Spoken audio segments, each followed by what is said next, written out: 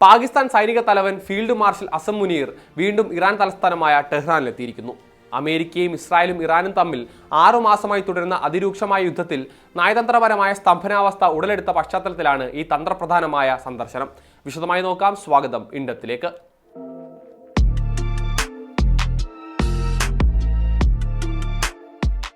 ഈ വർഷം ഇത് 3ാം തവണയാണ് അസിം മുനീർ ഇറാൻ സന്ദർശിക്കുന്നത്. ഏപ്രിൽ മാസത്തിൽ അമേരിക്കയും ഇറാനും തമ്മിൽ ഇസ്ലാമാബാദിൽ വെച്ച് നടന്ന ചരിത്രപരമായ നേരിട്ടുള്ള ചർച്ചകൾ പരാജയപ്പെട്ടതിന് തൊട്ടു പിന്നാലെയായിരുന്നു അദ്ദേഹത്തിന്റെ ആദ്യ സന്ദർശനം. തുടർന്ന് മെയ് മാസത്തിലും അദ്ദേഹം ടെഹ്റാനിലെത്തി. എന്നാൽ ജൂൺ 17-ന് പാകിസ്ഥാൻ, ഇറാൻ, അമേരിക്ക എന്നീ രാജ്യങ്ങൾ ഒപ്പുവെച്ച ഇസ്ലാമാബാദ് ധാരണാപത്രം അനുസരിച്ചുള്ള 60 ദിവസത്തെ സമയം ഓഗസ്റ്റ് മധ്യത്തോടെ അവസാനിച്ചു. ഇതിനുശേഷം ഇരുവിഭാഗവും കരാർ നീട്ടാൻ തയ്യാറാകാത്തതോടെയാണ് സമാധാന ശ്രമങ്ങൾ പൂർണ്ണമായും സ്തംഭിച്ചത്. അതിനിടയിലാണ് തിങ്കളാഴ്ച അസിം മുനീർ ഇറാനിലെത്തുമെന്ന പ്രഖ്യാപനം ഉണ്ടാകുന്നത്. ഈ സന്ദർശനത്തിന്റെ വിവരം പാകിസ്ഥാനല്ല, മറിച്ച് ഇറാന്റെ വിദേശകാര്യ മന്ത്രാലയമാണ് പുറത്തുവിട്ടത്. സന്ദർശനത്തിന് മുന്നോടിയായി ഇറാന്റെ വിദേശകാര്യമന്ത്രി അബ്ബാസ് അറാച്ചിയുമായി അസിം മുനീർ 4 ദിവസത്തിനിടെ 2 തവണ ഫോണിൽ വിശദമായ ചർച്ചകളും നടത്തിയിരുന്നു. ഏറ്റവും പുതിയ റിപ്പോർട്ടുകൾ പ്രകാരം പശ്ചിമേഷ്യയിലെ സാഹചര്യം കൂടുതൽ സങ്കീർണമാണ്. ഒരു വശത്ത് ഇറാനെ സാമ്പത്തികമായി പൂർണ്ണമായും തകർക്കുക എന്ന ലക്ഷ്യത്തോടെ ചരിത്രത്തിലെ ഏറ്റവും കടുത്ത ഉപരോധങ്ങൾ പ്രഖ്യാപിക്കാൻ American treasury secretary Scott Bessent തയ്യാറെടുക്കുകയാണ്.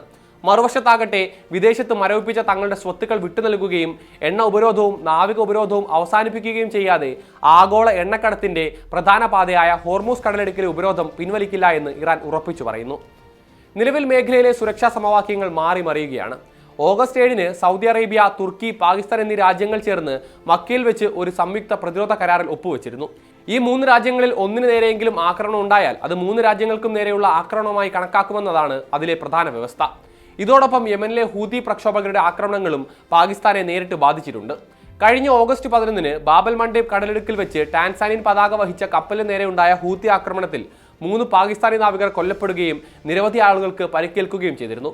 ഹൂത്തികൾക്ക് ഇറാന്റെ പിന്തുണ ഉള്ളതിനാൽ ഈ വിഷയവും അസിം മുനീർ ഇറാൻ നേതൃത്വത്തിന് മുന്നിൽ ഉന്നയിക്കും എന്നതാണ് വിവരം. ടെഹ്റാനിൽ വെച്ച് ഇറാന്റെ പുതുതായി ചുമതലയേറ്റ മുതിർന്ന സൈനിക നേതൃത്വവുമായി അസിം മുനീർ കൂടിക്കാഴ്ച നടത്തുന്നുണ്ട്. പുതിയ IRGC chief major general Ahmad Vahidi, chief of general staff major general Ali Abdollahi, supreme national security council secretary Mohsen Rezaei എന്നിവരുമായി അദ്ദേഹം ചർച്ച നടത്തും. വിദഗ്ധരുടെ അഭിപ്രായത്തിൽ അമേരിക്കയ്ക്കും ഇറാനും ഒരുപോലെ സ്വീകാര്യമായ ഒരേയൊരു നയതന്ത്ര വഴി ഇപ്പോൾ പാകിസ്ഥാനാണ്. അസിം മുനീറിന്റെ ഈ സന്ദർശനം പശ്ചിമേഷ്യയിലെ യുദ്ധത്തിന് വിരാമമിടുമോ അതോ മേഖല കൂടുതൽ രൂക്ഷമായ സാമ്പത്തിക സൈനിക സംഘർഷത്തിലേക്ക് കൂപ്പുകുത്തുമോ എന്ന് വരും ദിവസങ്ങളിൽ കാത്തിരുന്നു കാണാം.